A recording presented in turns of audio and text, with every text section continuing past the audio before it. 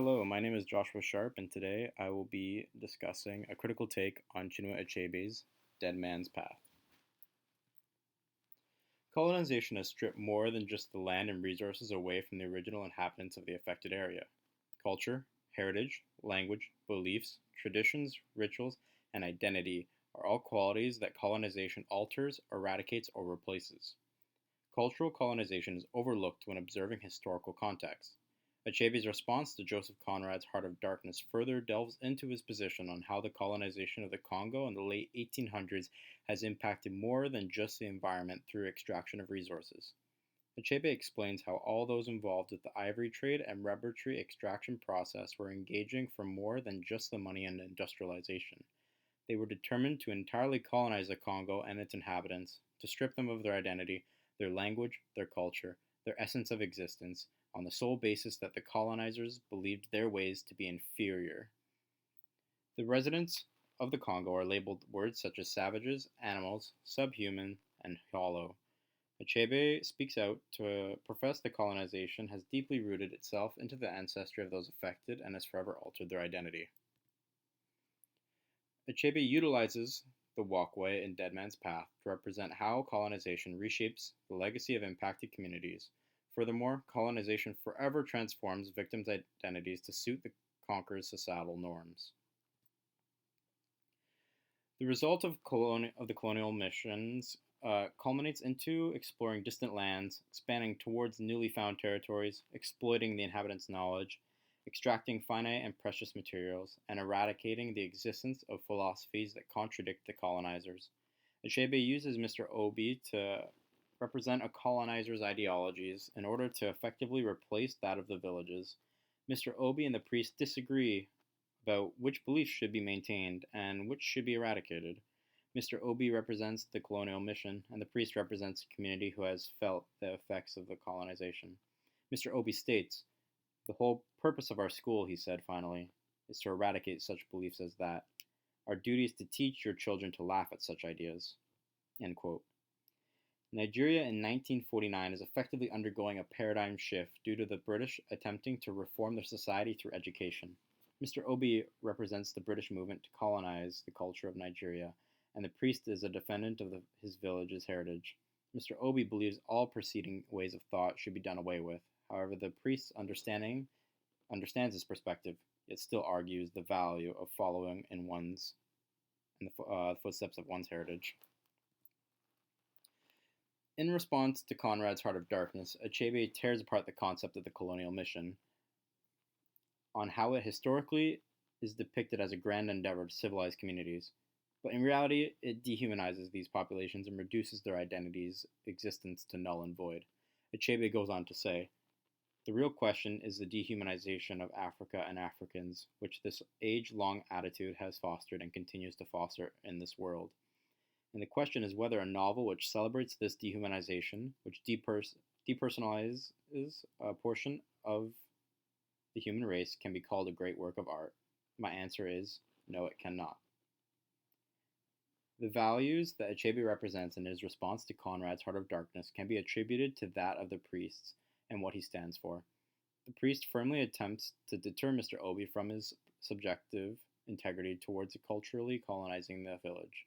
The priest articulately describes the purpose of the path within the story, whereas Mr. Obi disregards any moral obligations he holds in respect to fostering the village's new way of thinking. If Mr. Obi were to compromise his pride in the colonial mission in exchange for the acceptance and cooperation of the village in terms of their education and societal reform, his renovations would cease being destroyed. The priest understands the probability of his village forever changing through colonial measures. However, his argument is to preserve the culture, language, and heritage to enrich the society of Nigeria. The Bulletin of Education and Research published an article with the following statement. The Britain opened new schools and colonies to teach the natives an English language. In the result of new educational system, a hybrid culture emerged which led towards resistance and transformation of the natives. It affected all the aspects of native lives, especially cultural and religious sides. The food, clothes, social norms, and traditions also changed through the inculcation of new culture. The changes occurred were the result of the education introduced by the colonizers. Later on, appropriation of English language affected the natives' culture and transformed them to a larger extent. This article examines the fears that the priest predicts to occur as a result of Mr. Obi's teachings. The newly implemented educational system would lead the Nigerian natives to disdain towards their peers who refuse to assimilate or comply with the British intentions. Those who do not comply have their religious beliefs, culture, food, traditions, and norms forever altered. Additionally, having a society maintain its origins enhances the perspective and respected history of said nation. For example, many fascinating architectural and anthropological societies once existed on Earth, such as the history of Egypt. However, if Egypt was invaded thousands of years ago, we would risk not bearing witness to any great original marvels that exist to this day, to further enrich its society and make scholars beg questions. The priest wishes for Nigeria to still hold true to its origins, despite the inevitability that the British will alter aspects of its society. This is where Achebe uses the priest to represent his ideals, where no individual or nation should be dehumanized, depersonalized, and nobody should be stripped of their identity. The flaw of colonization is that it annihilates valuable cultural aspects of affected communities that would otherwise prove vital in preserving traditional heritage. Colonizers overwhelm and reconstruct the historical value of whom they take over.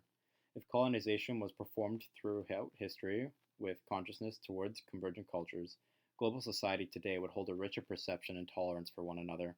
In Dead Man's Path, the priest remains conscious of Mr. Obi's philosophy. He may disagree, but he still tolerates and respects the opinion of another individual's way of thinking. Mr. Obi thinks that the villager's mind should be replaced to think like him, as he represents what he believes is a superior population. However, the priest attempts to mend both sides and says if cultures were to work together, they would be better off. He uses the analogy of a hawk and an eagle to represent cultures tolerating one another to be better off. Quote, "What I always say is, let the hawk perch and let the eagle perch." End quote. Interestingly, he uses predatory birds in an attempt to represent cultures that could fight or overtake one another as prey.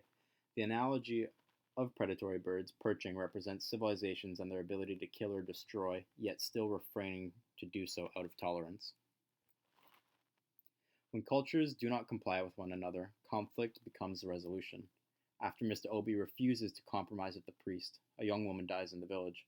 As a result of the villagers tear apart the path's renovations so that she may pass into the afterlife as intended. Mr. Obi is then confronted with a poor report on the school's examination on how it was not up to standard as a result of the destruction of the renovations. Quote, "I don't suppose the ancestors will find the little detour too burdensome." 2 days later, a young woman died in the village. Obi woke up the next morning among the ruins of his work. The beautiful hedges were torn up, just near the path, but right around the school. The flowers trampled to death and one of the school's buildings pulled down. End quote. Mr. Obi, refusing to acknowledge the significance of the path, expresses that a colonial mission's integrity is to effectively cleanse any and all contradicting beliefs. The young woman dying and the destruction of the property is an event that represents the repercussions of cultures not complying with one another to benefit each other to a greater means. Both parties experience a conflict that results in the disrespect of one's beliefs and the destruction of another's creation. Prior to the conflict, Mr. Obi neglects the rituals that represents the identity of the village. Thus, the ruining of his decorative establishment follows. The conclusion of either or both the eagle and the hawk refusing to perch is grief and destruction for both parties. Thank you for listening to my presentation.